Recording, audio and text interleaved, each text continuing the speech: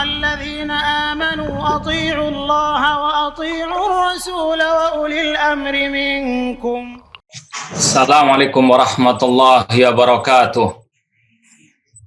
Innal hamdalillah nahmaduhu wa nasta'inuhu wa nastaghfiruh wa na'udzu billahi min syururi anfusina wa min sayyiati a'malina. Man yahdihillahu fala mudhillalah wa may yudlil fala hadiyalah. Asyhadu an la ilaha illallah wahdahu la syarikalah wa asyhadu anna Muhammadan abduhu wa rasuluh. Amma ba'd. Ya ayyuhalladzina amanu taqullaha haqqa tuqatih wa la tamutunna illa wa antum muslimun.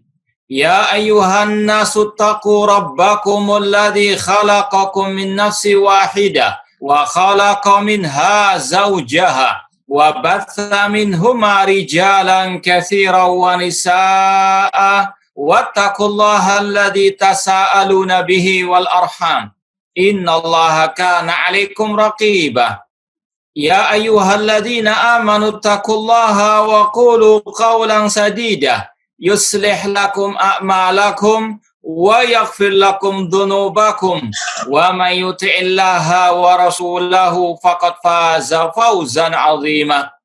Amma ba'd, fa inna asaqal hadithi kitabullah wa khairal hadi hadi Muhammadin sallallahu alaihi wasallam wa syarrul umuri muhdatsatuha wa kullu muhdatsatin bid'ah wa kullu bid'atin dhalalah wa kullu dhalalatin finnar.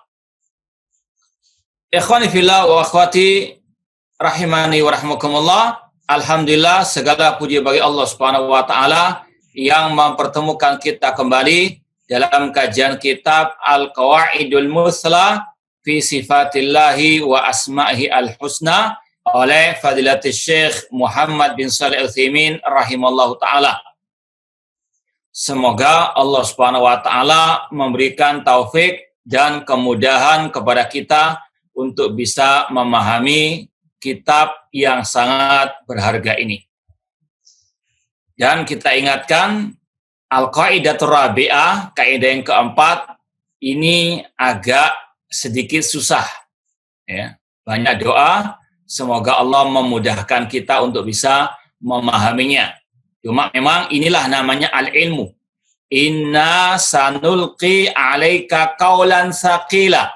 Sesungguhnya kami memberikan kepada engkau Nabi Muhammad ucapan yang berat. Qaulan tsaqila, ilmu itu berat. Ya. Makanya kata para ulama, seandainya ilmu itu nggak berat, semuanya jadi ulama. Ya. Makanya ahlul bid'ah, mereka senang pakai akal-akalan logika mereka. Karena apa? Nggak berat. Ya. Atau sebagaimana orang-orang yang malas untuk merujuk kepada kitab-kitab para ulama. Sehingga nge-share di medsos asal-asalan. Asbun saja.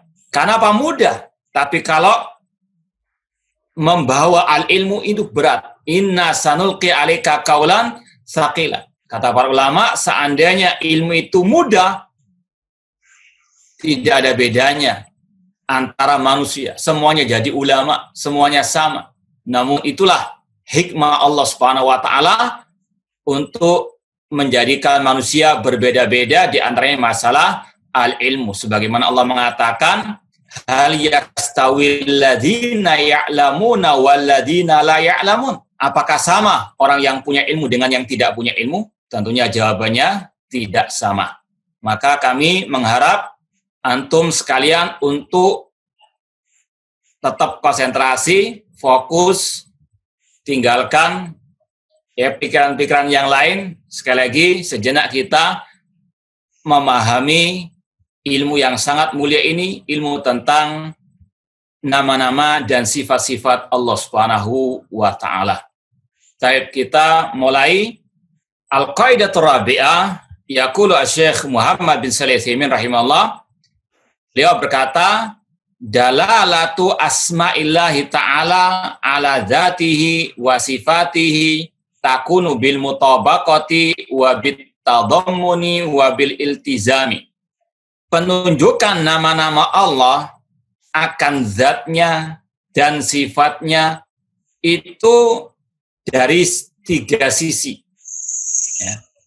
Sekali lagi kata beliau, penunjukan nama-nama Allah akan zatnya dan sifatnya itu ada 3 sisi atau seginya. Yang pertama dari sisi al-mutabaqah. Al-mutabaqah nanti akan kita sampaikan wabil tadammun wabil iltizam. Al-mutabaqah. Ini sebetulnya ikhwani fillah wa akhwat rahimani wa rahimakumullah, pembahasan al-mutabaqah wabil tadammun wabil iltizam. Ini sebetulnya pembahasan secara bahasa. Ini sebetulnya pembahasan bukan hanya berkaitan dengan nama dan sifat Allah. Ini sekali lagi pembahasan yaitu suatu kata, suatu lafadz itu bisa menunjukkan 3 hal dari sisi 3 tadi. Ya. Jadi sekali lagi kata-kata bil mutabaqah wa bit tadammun wa bil iltizam ini sekali lagi pembahasannya dari segi bahasa Arab. Ini mencakup semua pembahasan, bukan hanya berkaitan dengan nama-nama dan sifat Allah. Cuma karena kita belajar kaidah tentang nama Allah, dikaitkan dengan 3 hal tersebut, karena memang ini sangat bermanfaat. Ya, sekali lagi, saya ulangi lagi, pembahasan ini secara asal, pembahasan secara bahasa Arab. Suatu kata, suatu lafadz, itu bisa menunjukkan 3 hal dari 3 sisi. Dari sisi al-mutabaqah. Apa itu dalalatul mutabaqah? Ya, sekali lagi, apa definisi dalalatul mutabaqah? Kata para ulama, dalalatul mutabaqah adalah dalalatul lafzi ala kamili maknahu. Kalau yang mau nulis bahasa Arabnya, dalalatul mutabaqah hiya dalalatul lafzi ala kamili maknahu. Kalau terjemahannya, dalalatul mutabaqah adalah penunjukan lafadz, ya, penunjukan lafadz akan kesempurnaan maknanya atau keseluruhan maknanya. Penunjukan lafadz akan keseluruhan, kesempurnaan maknanya. Bil misal yattadihu makna. Kata para ulama, dengan contoh insya Allah akan lebih jelas lagi. Ya. Kalau kurang jelas, ya banyak doa. Baik. Contoh, lafadz rumah misalnya, al-bait. Al-bait. Ya. Rumah kalau didefinisikan misalnya rumah adalah suatu bangunan yang terdiri atas misalnya pondasi, tiang, dinding, atap, pintu, jendela, kamar mandi, kamar tidur, dapur, ruang tamu. Ketika disebutkan itu semuanya, itulah namanya dalalatul mutabaqah. Yaitu penunjukan lafadz akan keseluruhan maknanya. Seperti tadi, rumah itu terdiri dari bangunan-bangunan tadi. Itu namanya dalalatul mutabaqah. Contoh yang lain. Kita menyebut sayyarah, mobil. Ketika kita mengatakan as-sayyarah, itu menunjukkan akan bannya, akan mesinnya, akan kursinya, akan pintunya, akan bagasinya misalnya. Itu adalah apa? Dalalatul apa? Al-mutabaqah. Penunjukan lafadz akan keseluruhan maknanya. Paham? Ini secara umum ya. Contoh misalnya lafadz ya. Misalnya al-insan atau al-abdu, hamba atau manusia. Hamba itu terdiri dari jasad dan roh dan anggota-anggota badan. Ini namanya dalalatul lafzi ala kamili makna. Manusia yang sempurna ya itulah. Keseluruhannya disebutkan. Itu sekali lagi lafaz-lafaz secara umum. Kalau kita kembalikan kepada nama Allah, ya, misalnya nama Al-Khaliq. Al-Khaliq itu menunjukkan akan zat Allah, akan sifat Allah. Ketika disebutkan zat Allah, sifat Allah, itu namanya dalalatu apa? Dalalatul al-mutabaqah. Penunjukan lafaz akan keseluruhan maknanya atau kesempurnaan maknanya. Paham? Paham tuh? Kalau nggak paham, kita nggak pindah. Ya. Alon-alon asal kelakon, kata orang Jawa. Paham tuh? Itu namanya dalalatul mutabaqah. Dalalatul lafzi ala kamili maknahu. Baik, apa bedanya dengan dalalatul tadammun? Dalalatul tadammun itu definisinya, uktubu, dalalatul tadammun hiya dalalatul tadammun hiya dalalatul lafzi ala ba'di maknahu.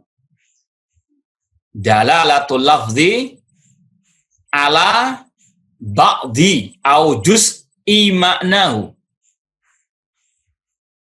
Dalalatul lafzi ala ba'di maknahu.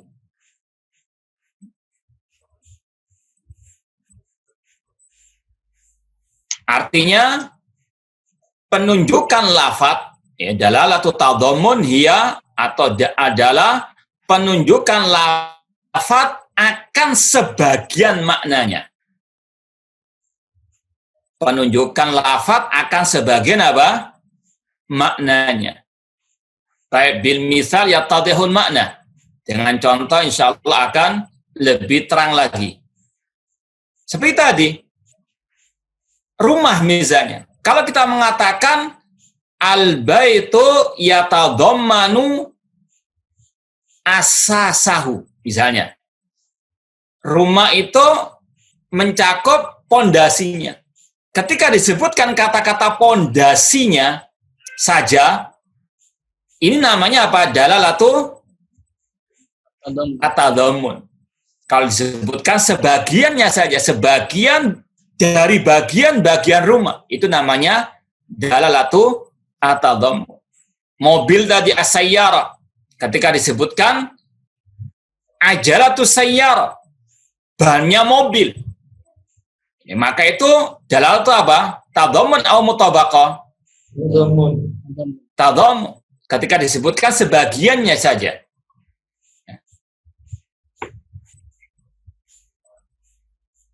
Demikian pula tentang nama Allah.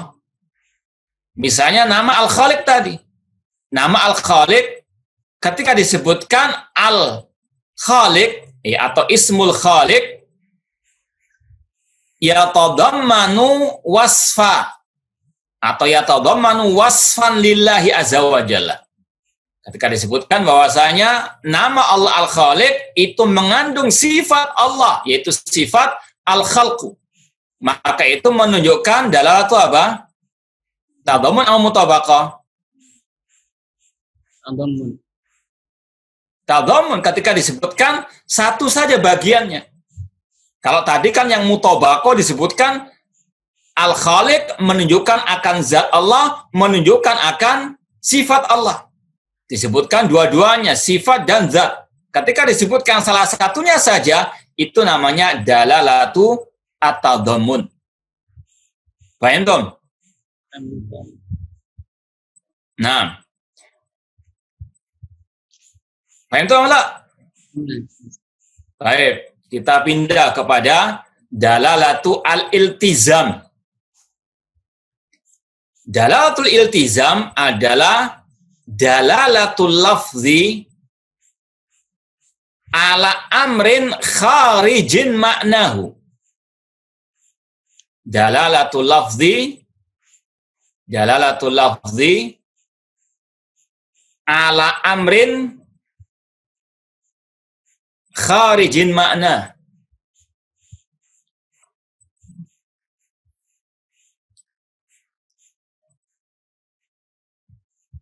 Dalalatul lafzi ala amrin kharijin maknahu.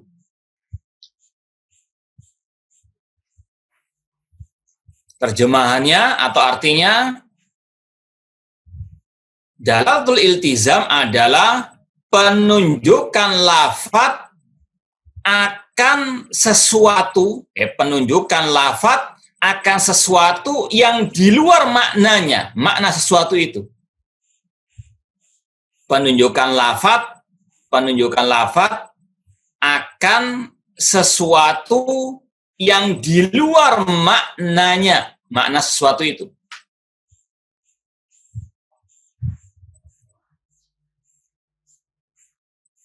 Contoh, al-bait misalnya, rumah. Ketika disebutkan rumah, maka lazimnya rumah itu pasti ada al-bani yang membangun. Apakah tukang bangunan itu bagian dari rumah itu?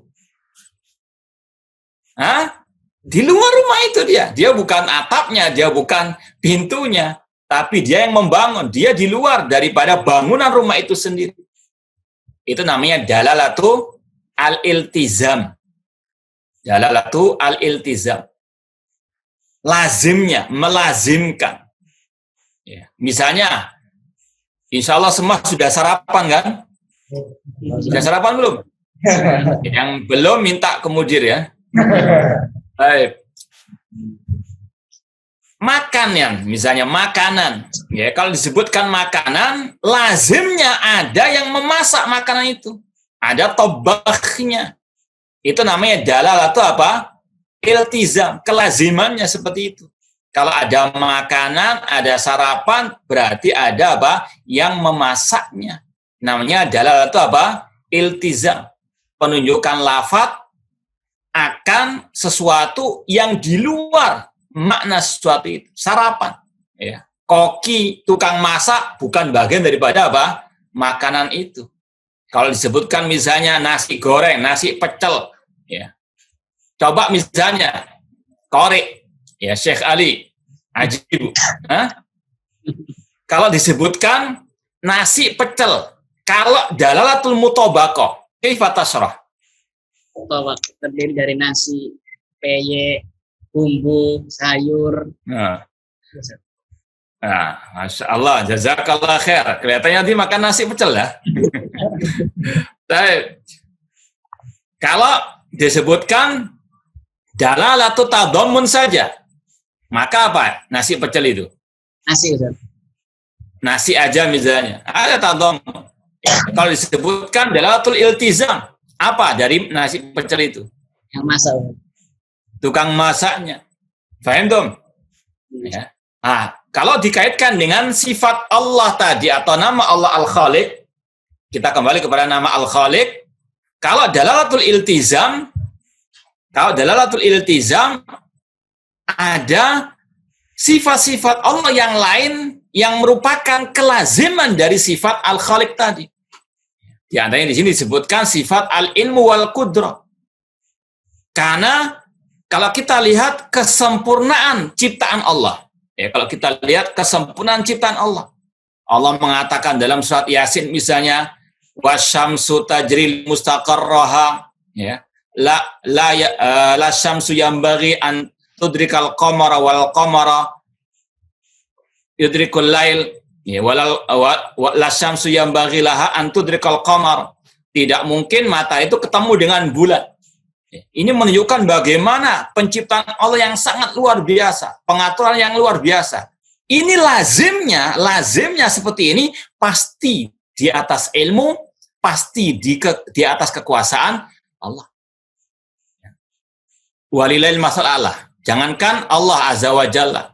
Ketika kita diperhatikan di antara makhluk, ada misalnya ma'had yang bagus, maju. Apalagi segi kualitas akidah wal manhajnya, manajemennya, itu menunjukkan dibangun di atas apa? Al-ilmu. Nggak mungkin asal-asalan. Allah yang memiliki perumpamaan yang lebih tinggi lagi. Maka ketika disebutkan nama Allah Al-Khaliq, itu dalalatul iltizamnya, kelazimannya menunjukkan sifat-sifat Allah yang lain, yaitu sifat al-ilmu, sifat apa? Al-Qudrah. Apalagi Allah menyebutkan dalam surat At-Talaq, lita'lamu annallaha ala kulli syai'in qadir wa annallaha qad ahata bi kulli syai'in ilma. Itu Allah sebutkan setelah menyebutkan masalah penciptaan langit dan bumi. Setelah Allah menyebutkan pencipta langit dan bumi, Allah mengatakan agar kalian mengetahui Allah itu maha kuasa atas segala sesuatu. Ada hubungan antara sifat al-khalq, penciptaan, dengan sifat al-qudrah. Demikian pula wa anallaha qad ahata bikulli syai'in ilma.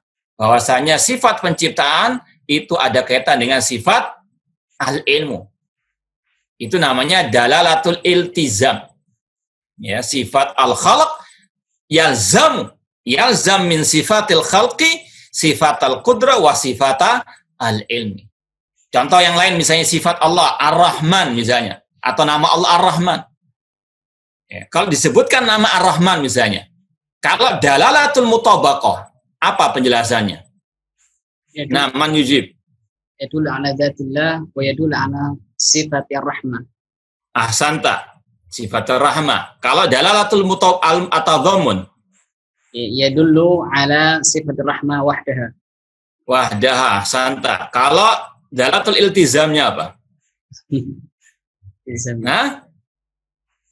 Dalalatul iltizam memang butuh tafkir. Nggak bisa, memang pakai ngelamun nggak bisa. Ya, harus ditafkir wa tadabbur. Nanti akan disampaikan oleh beliau. Di antaranya menunjukkan akan sifatul haya, sifat kehidupan. Karena nggak mungkin ada sifat rahmat tanpa apa? Sifat al-haya, kehidupan dari Allah Subhanahu wa ta'ala. Demikian pula ada sifat al-qudrah juga. Karena Allah rahmatnya mencakup semua makhluk. Itu butuh al-qudrah. Faham, Tom? Ya, Tom? Ya, jadi insya Allah sudah paham dalalatu at-tadammun, dalalatu al-mutabaqah, dalalatul iltizam. Ini ada faedahnya juga dari segi membantah kelompok sesat seperti kelompok Jahmiyah, Mu'tazilah, Al-Asy'ariyah dan sebagainya. Karena mereka ini seperti kelompok Jahmiyah mengatakan Allah punya zat, tidak punya nama, tidak punya sifat. Ini mustahil. Secara bahasa nama mencakup tiga hal tadi. Demikian pula untuk membantah kelompok Mu'tazilah. Secara bahasa, sesuatu lafaz menunjukkan akan mutabaqah wa tadammun. Nama Allah As-Sami pasti menunjukkan akan sifat As-Sama. Seperti yang kita sampaikan pada kesempatan yang lalu. Demikian seterusnya. Paham, Tom?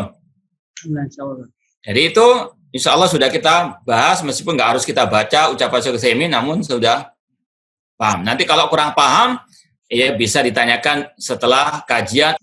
Baik, ikhwani fillah wa akhwati rahimani wa rahimakumullah. Ini sebetulnya atau sampai di sini sebetulnya kaidah rabi'ah. Ya, sebetulnya sampai di sini saja kaidah rabi'ah. Setelahnya itu faedah. Faedah lain yang disebutkan oleh Syekh karena berkaitan dengan kata-kata kelaziman atau dalalatul iltizam. Sekali lagi, kaidah rabi'ah sudah kita selesaikan, sudah kita bahas, sudah berlalu. Insya Allah sudah paham semuanya. Ya. Selanjutnya, ini berkaitan dengan pembahasan al-lawazim, kelaziman-kelaziman.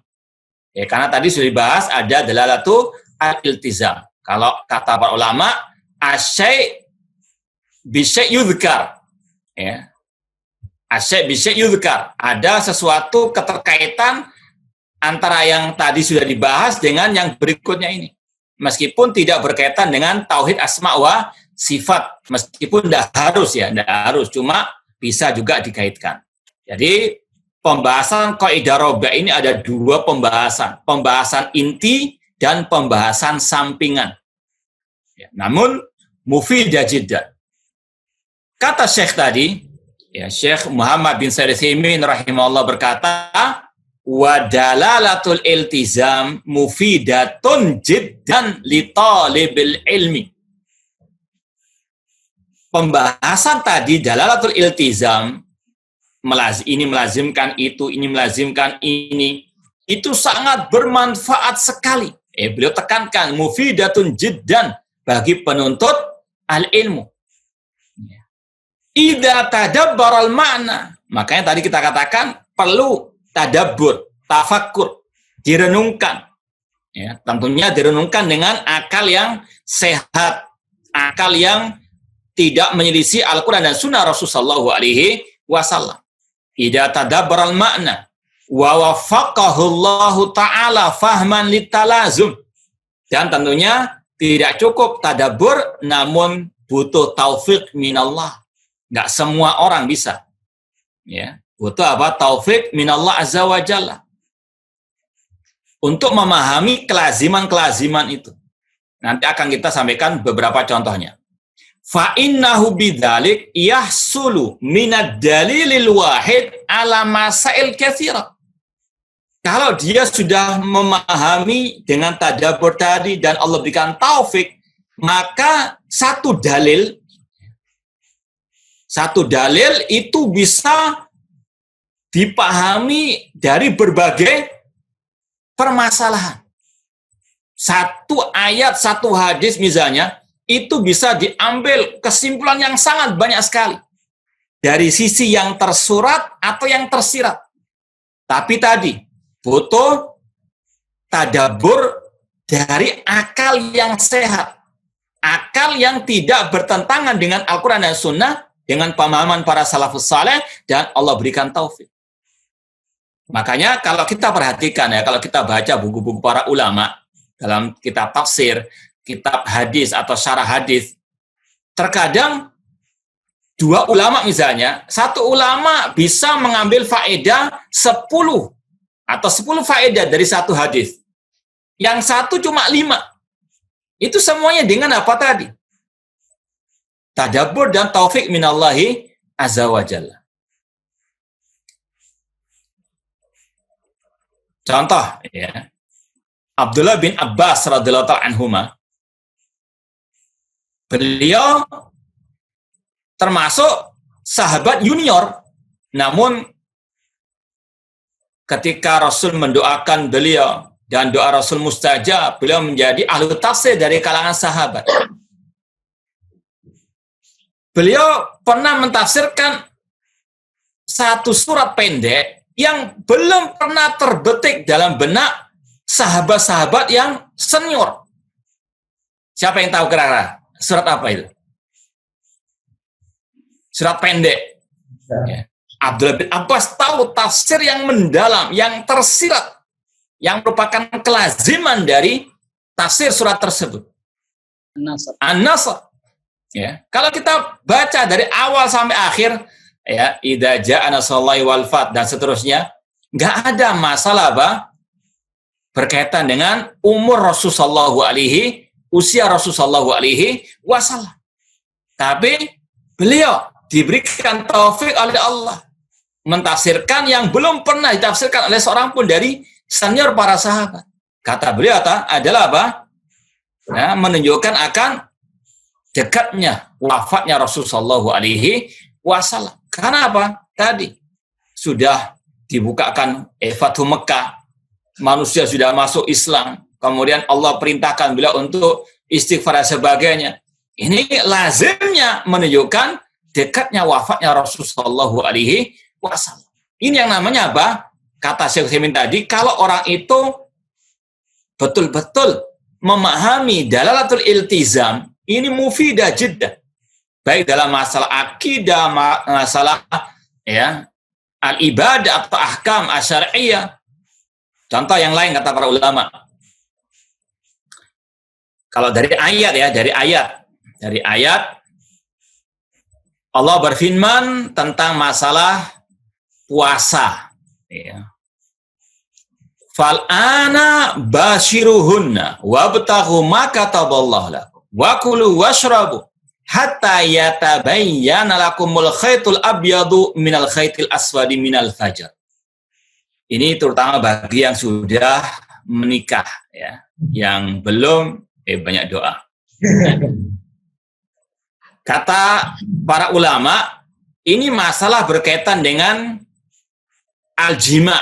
Jelas ayatnya fal'ana bashiruhunna, ketika sudah datang malam tenggelam matahari boleh untuk apa? Melakukan al-jima dengan pasangannya, dengan istrinya.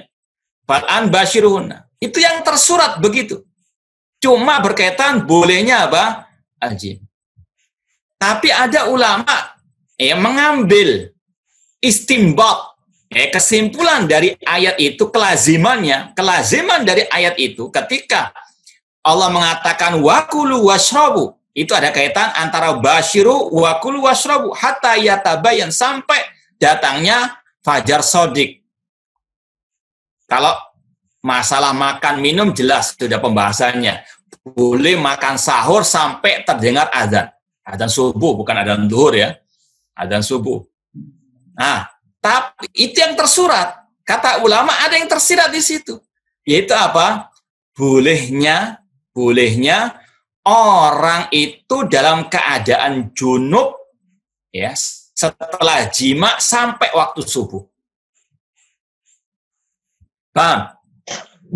Ya, misalnya orang itu malam bergaul dengan istrinya, ketiduran, sahur pun kelewatan, ya, sampai azan subuh baru dia bangun. Kata para ulama, boleh dia tetap berpuasa, sah puasanya. Ya.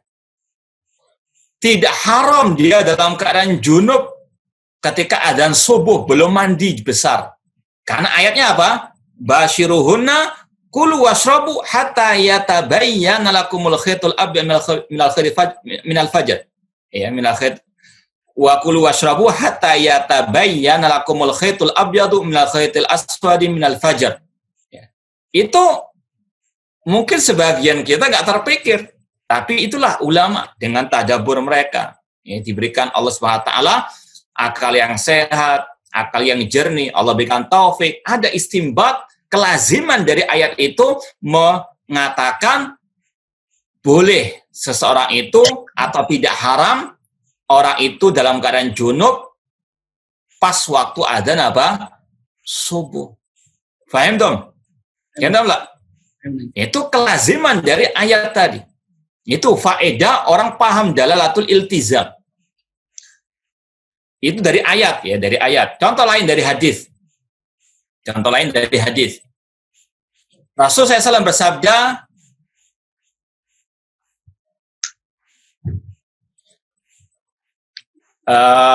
la yakbalullahu salata ahadikum idza ahdatsa hatta yatawaddoa.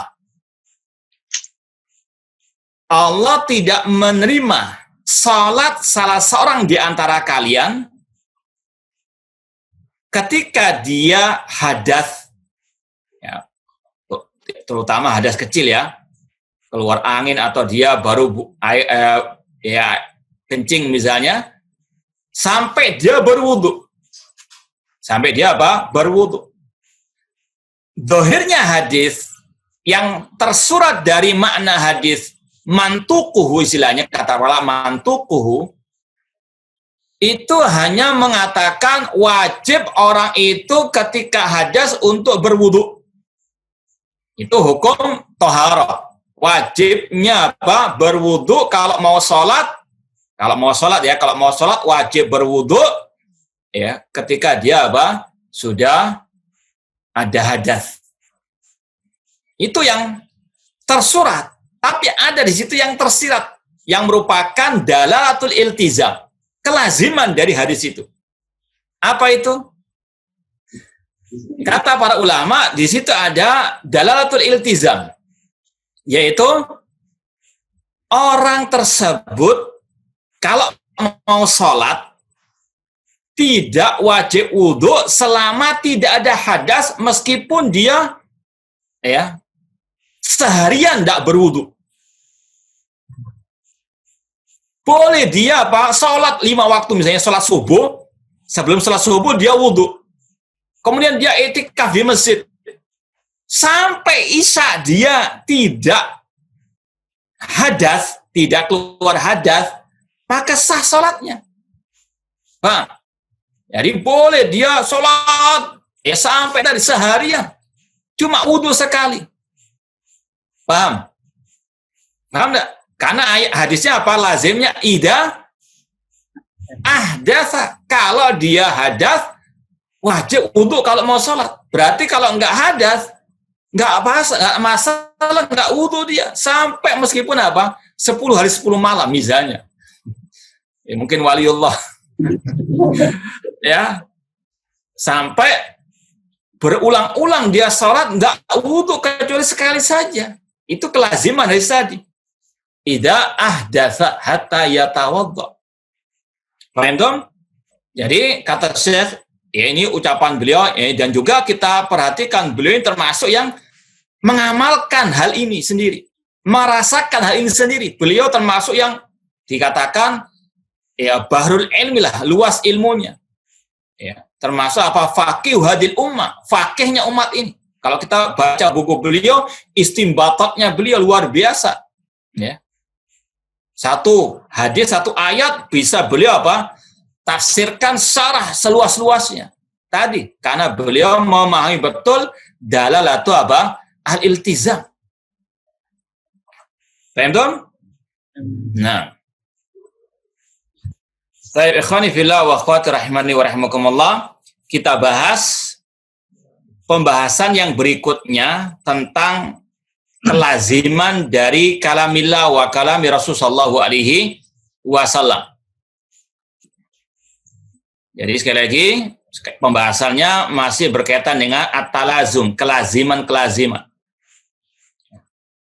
Kalau berkaitan dengan firman Allah dan sabda Rasul, kata beliau, wa'lam anna lazim min qaulillahi ta'ala wa qauli Rasulih sallallahu idza sahha.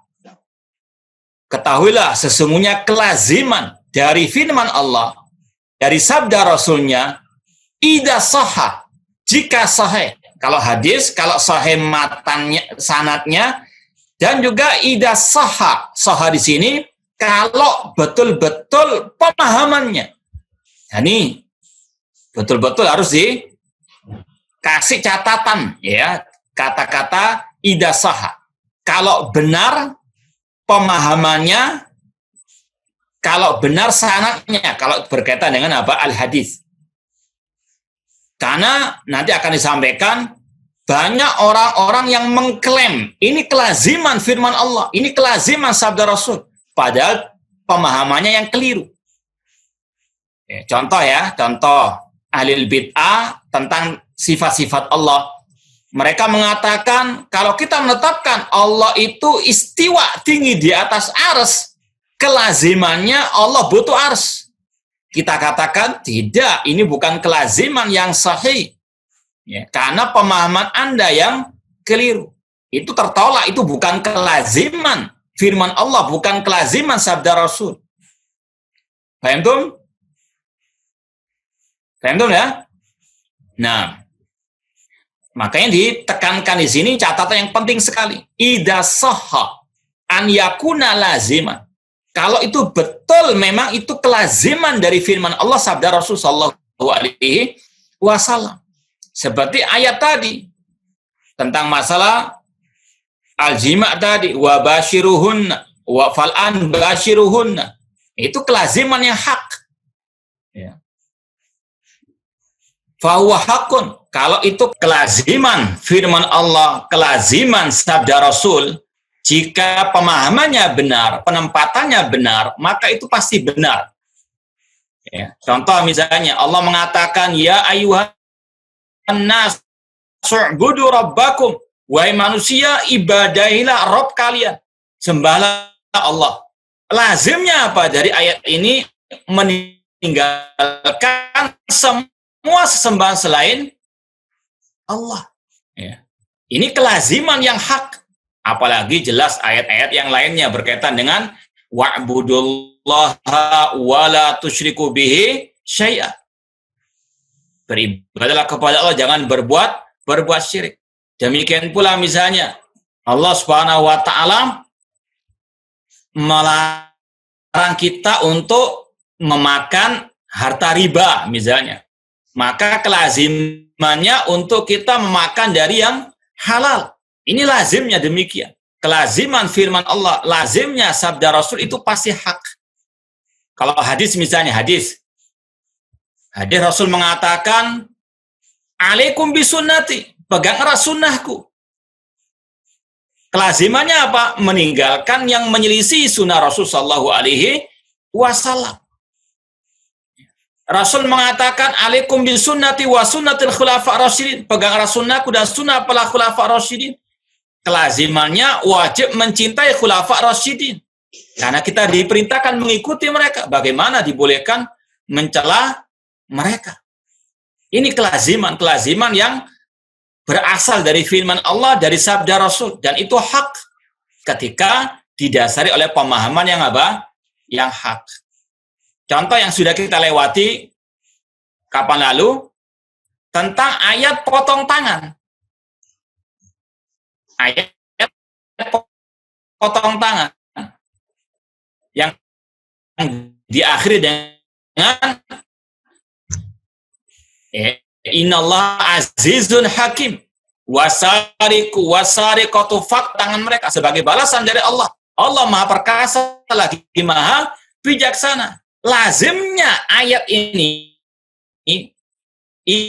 innallaha azizun hakim dipotong atau diampuni? Nah, ajibu.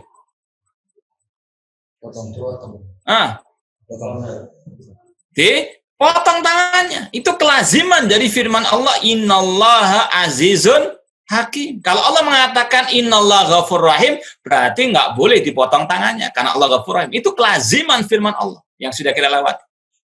Paham ya? Jadi kelaziman dari firman Allah, dari sabda Rasul, jika didasari oleh pemahaman yang benar, itu pasti benar, itu pasti hak. Karena firman Allah dan sabda Rasul itu pasti hak.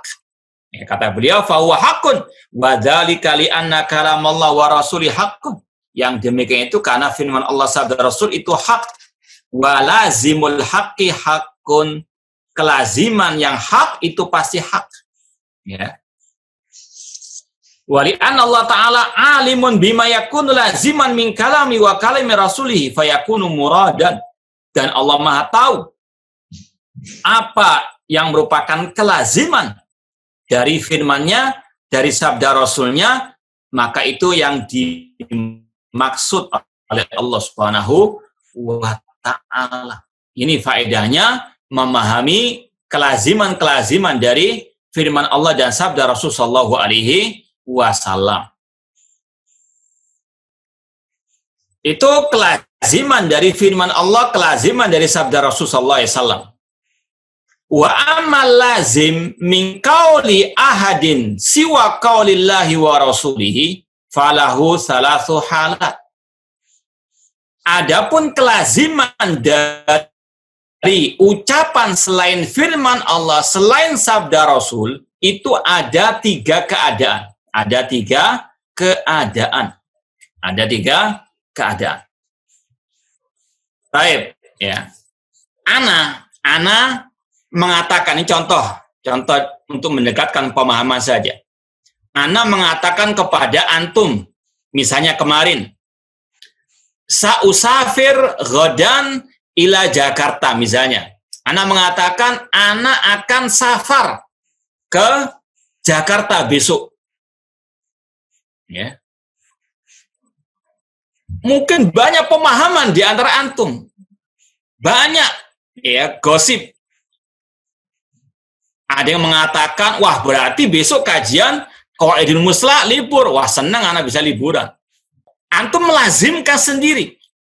Ya. Antum melazimkan yang belum tentu itu merupakan kelaziman yang benar. Ada pula yang mengatakan, enggak, insya Allah tetap Ya, jadi ada ya beberapa orang yang melazimkan ucapan-ucapan tadi sesuai dengan persepsinya, sesuai dengan prasangkanya. Padahal inna dhanna la yughni minal haqqi syai'a. Jadi ada nanti 3 keadaan. Bisa itu merupakan misalnya ada yang melazimkan, wah berarti kajian besok hari Sabtu libur karena Ustadz safar. Ya, itu kelaziman. Kalau ana mengatakan, kalau ana yang qail yang mengatakan ana sausafir godan ila Jakarta, ana mengatakan ya libur, itu kelaziman yang benar karena ana sendiri yang melazimkannya. Paham? Ada kemungkinan yang kedua. Ucapan yang mengatakan wah berarti kajian Qaidul Musla libur. Ana membantah. Anda nggak libur. Meskipun ana safar besok ke Jakarta karena ana safarnya sore. Paham? Jadi ada 2 kemungkinan. Ana mengatakan ya libur atau mengatakan tidak. Ya. Jadi lazimul qaul kadang bukan qaul. Ya. Makanya ada perincian tadi. Atau kemungkinan yang ketiga, ana diamkan biar bingung semuanya. Jadi itu sedikit permisalan untuk mendekatkan kepada pemahaman di sini. Jadi kelaziman ucapan selain firman Allah, selain sabda Rasul itu ada 3 kemungkinan. Baik. Kata Syekh Muhammad bin Saimin, adapun kelaziman dari ucapan selain firman Allah tadi sudah kita contohkan dan bantahan kepada ahli bid'ah. Al-ula an yudkara lil qail wa yaltazim bihi. Keadaan yang pertama seperti tadi, ana mengatakan besok hari Sabtu ana mau safar ke Jakarta. Maka kalau ada yang menggosipkan, melazimkan, wah berarti kajian libur. Kalau ana sebagai qail yang pertama tadi mengatakan ya libur, maka itu kelaziman yang hak, yang benar. Ya. An yudkara lil qail. Ya, misalnya Ustadz Ashabul Yamin ketika mendengar ana mengatakan ana sausafir godan ila Jakarta, beliau bertanya kepada ana, berarti kajian libur besok Ustadz. Ana mengatakan na'am ya, berarti itu kelaziman yang apa? Betul atau yang salah?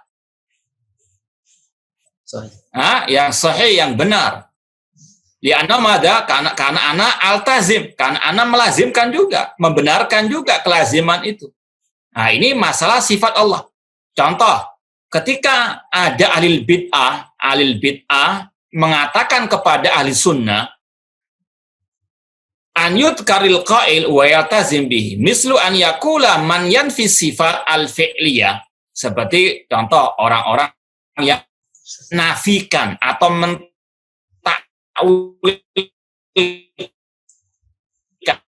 sifat-sifat fi'liyah. Ini ada pembahasan sifat Allah ada 2, sifat dzatiyah dan sifat apa? Fi'liyah. Sifat dzatiyah adalah sifat yang tidak mungkin terpisah dari Allah sedikit pun. Sifat dzatiyah adalah sifat yang senantiasa menempel pada diri Allah. Itu sifat apa? Dzatiyah. Contoh, sifat al-ulu. Allah tinggi di atas arsy. Itu sifat dzatiyah. Senantiasa Allah tinggi. Sejak dulu sampai tidak ada batasannya. Itu sifat dzatiyah yang senantiasa menempel, melekat pada diri Allah. As-sifatul dzatiyah hiya sifatul lati la tanfaku anil mausuf.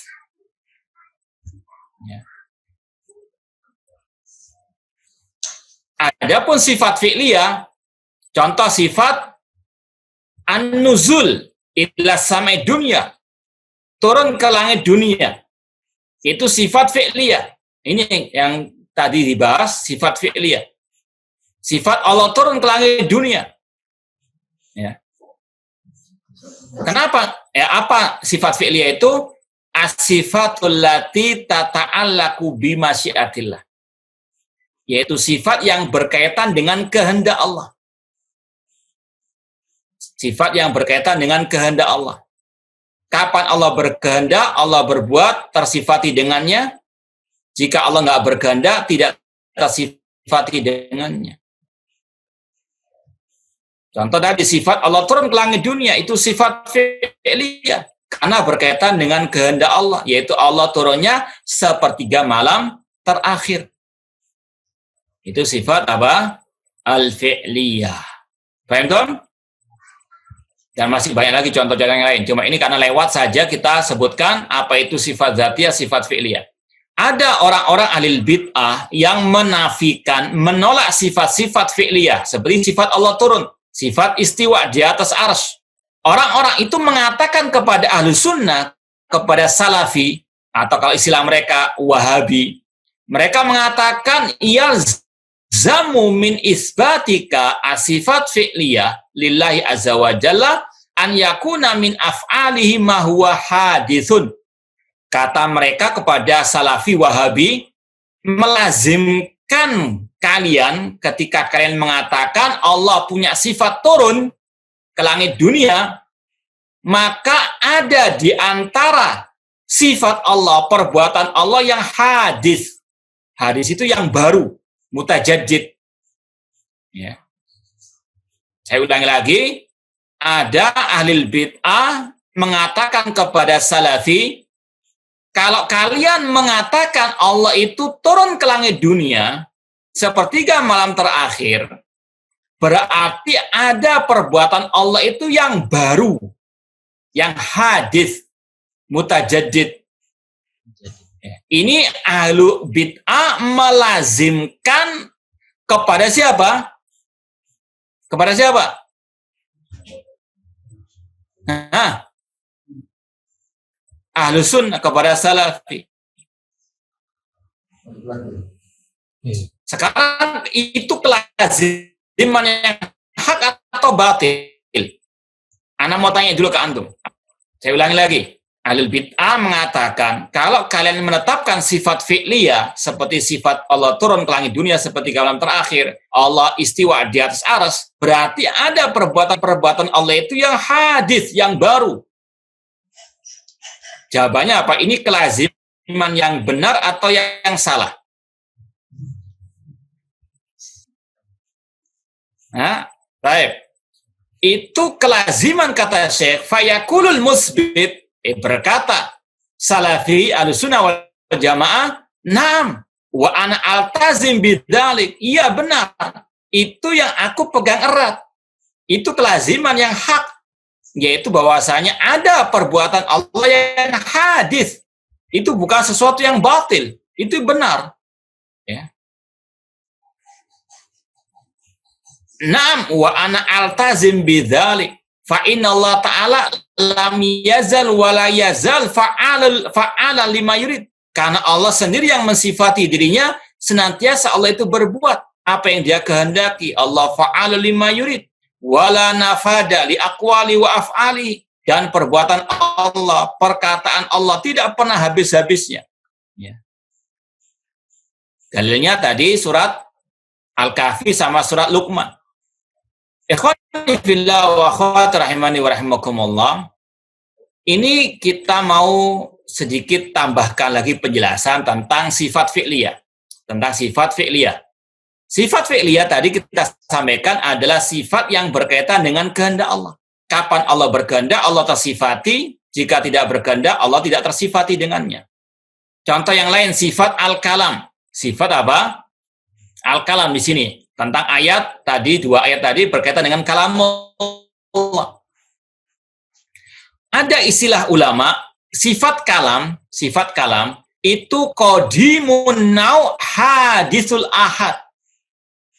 Jadi kalau antum mungkin baca kitab-kitab ulama tentang hal ini, tentang sifat Allah, ada istilah, ada sifat Allah itu yang qadimun nau hadisul ahad. Qadim, apa artinya? Yang lama. Secara asal, Allah itu sudah tersifati dengan sifat kalam. sejak dahulu kala, azaliyun wa abadiyun, qadimun nau. Allah itu apa? Sudah tersifati dengan sifat apa? Al-kalam, sejak dahulu. Nau kalam, nau'ul kalam qadim. Allah bisa bicara itu sudah dahulu kala, qadim, ya, qadimun nau. Namun kapan Allah berbicara itu namanya hadisul ahad. Itu sesuai dengan kehendak Allah. Ketika Allah berkehendak berbicara dengan Nabi Adam, Allah berbicara. Kemudian ketika Allah mau berbicara dengan Nabi Musa, Allah berbicara. Asalnya kalam qadim. Namun kapan Allah berbicara itu sesuai dengan kehendak Allah Subhanahu wa ta'ala. Jadi tidak salah kalau dikatakan sifat fi'liyah itu menunjukkan bahwasanya perbuatan Allah itu ada yang apa? Hadisun. Yang apa? Baru. Contoh masalah sifat al-khalq. Allah menciptakan. Ya. Tentunya sifat al-khalq itu sudah ada sejak dahulu kala. Tapi kapan Allah menciptakan, ini apa? Berbeda-beda. Sekarang saja, hari ini saja misalnya ada bayi yang lahir. Nggak sama dengan apa? Yang kemarin. Artinya apa? Terus perbuatan Allah itu ada. Hadis. Paham tuh? Paham tuh lah? Nah, jadi intinya pembahasan yang pertama ini kelaziman yang hak. Kapan lazimul qawli haqqun? Kalau dari ucapan selain Allah dan Rasulnya, kalau orangnya itu membenarkannya. Paham dong? Baik, kalau paham, kita lanjutkan. Al-halu as-saniyatu. An yudhkara lahu wa yamna at-talazum bainahu wa baina qawlihi. Kelaziman yang tertolak, ya. Kelaziman yang tidak benar. Seperti tadi, ketika Ana mengatakan kemarin ya, hari Jumat Ana mengatakan Ana sausafir ghadan ila Jakarta. Ketika ada yang mengatakan, wah lazimnya besok kajian Qawaidul Muslah libur. Kalau keadaan yang pertama, Ana mengatakan iya libur, itu kelaziman yang benar. Adapun yang kedua, keadaan yang kedua, Ana mengatakan tidak, nggak libur, tetap kajian karena Ana safarnya sore hari. Ya. Itu artinya apa? Ana arud, Ana menolak, Ana membantah. Berarti itu kelaziman yang tidak benar. Jadi tidak semua yang dilazimkan oleh orang itu benar. Kata beliau, anyut karolahu wa yamna at-talazum. Orangnya menolak, yamna at-talazum baina wa baina qawlihi. Contoh tentang sifat Allah. An yakulan nafili sifat lima yusbituha. Ahlul bid'ah yang mengingkari atau mentakwil sifat-sifat Allah, entah sifat tangan, sifat wajah, sifat istiwa tadi, sifat nuzul, mengatakan kepada ahlu sunnah yang menetapkan sifat-sifat itu, yalzam min isbatika an yakuna Allah Ta'ala musyabihil khalqi fi sifati. Wahai salafi wahabi, kata mereka, kalau Anda menetapkan Allah punya sifat tangan, berarti lazimnya Anda menyamakan Allah dengan makhluk. Mereka melazimkan kita untuk apa? Tadi menjadi orang-orang yang menyerupakan Allah dengan makhluk. Kalau antum dikatakan demikian, antum oke atau enggak? Tidak. Hah? La, ya sangat menolak. Fayakulul musbit, salafi wahabi mengatakan la yalzam dzalik, enggak ada kelaziman. Ya, tidak mesti kalau kita menetapkan Allah punya sifat tangan berarti kita menyamakan tangan Allah dengan tangan makhluk. Tidak ada kelaziman seperti itu. Ya. Sebagaimana kalau kita mengatakan ya, monyet itu punya wajah. Apakah Anda mengatakan, oh berarti wajah Anda seperti wajah monyet? Kalau Anda mengatakan demikian, ahlan wa sahlan. Kalau kita tidak. Ya. Tidak ada kelaziman. Kata beliau, la yalzam dalik li'anna sifatil khaliq mudhafatun ilaihi. Karena sifat Allah diidhofahkan, disandarkan kepada Allah. Dan ada ungkapan yang indah sekali dari ulama, al-mudhaf yaqtadi at-takhsis. Ya. Atau al-idhofah. Ya, atau al-idhofah, afwan, al-idhofah. Al-idhofatu taqtadi at-takhsis. Idhofah itu mengharuskan adanya pengkhususan. Al-idhofatu taqtadi at-takhsis. Al-idhofatu taqtadi apa? At-takhsis. Misalnya ya, kata-kata tukang. Kata-kata tukang itu mutlak. Kata-kata apa? Tukang itu apa? Mutlak. Tukang. Tapi kalau sudah dimudhofkan, diidhofahkan, disandarkan kepada sesuatu, maka itu khusus hukumnya. Ada tukang bangunan, ada tukang las, ada tukang becak. Ya. Tentunya kalau dikatakan tukang becak, apakah berarti Anda menyamakan dengan tukang las? Enggak. Karena apa? Al-idhofatu taqtadi at-takhsis. Penyandaran itu mengharuskan adanya pengkhususan. Ya. Seperti Anda sekarang ini, ya. Tokia, atokia, kopia. Ya, kalimat kopiah masih umum, tapi ketika Anda mengatakan toqiyatul qari, ya, apakah sama dengan toqiyati fil laun? Beda. Karena apa? Diidhofahkan, sudah dimudhofkan, disandarkan kepada al-qari. Maka demikian dengan sifat Allah. Ketika disandarkan kepada Allah, yadullah, ya, wajhullah, maka itu khusus bagi Allah, nggak sama dengan makhluk. Ya, itu sekali lagi kelaziman alil bid'ah yang keliru. Kelaziman alil bid'ah yang keliru kalau mengatakan lazimnya ucapan Anda Salafi Wahabi, Anda menyamakan Allah dengan makhluk. Kita katakan tidak lazim. Itu bukan kelaziman yang hak. Li'anna sifat al-khaliq mudhafa ilaihi lam tudkar mutlaqatan. Karena sifat Allah disandarkan kepada Allah, tidak disebutkan secara mutlak. Hatta yumkin ma'alzam tabi. Sebagaimana yang kau lazimkan. Wa ala hada, kesimpulannya, fatakunu mukhtasatan bihi la'iqatan bihi. Sifat yang disandarkan, diidhofahkan kepada Allah, itu khusus bagi Allah, yang layak bagi Allah.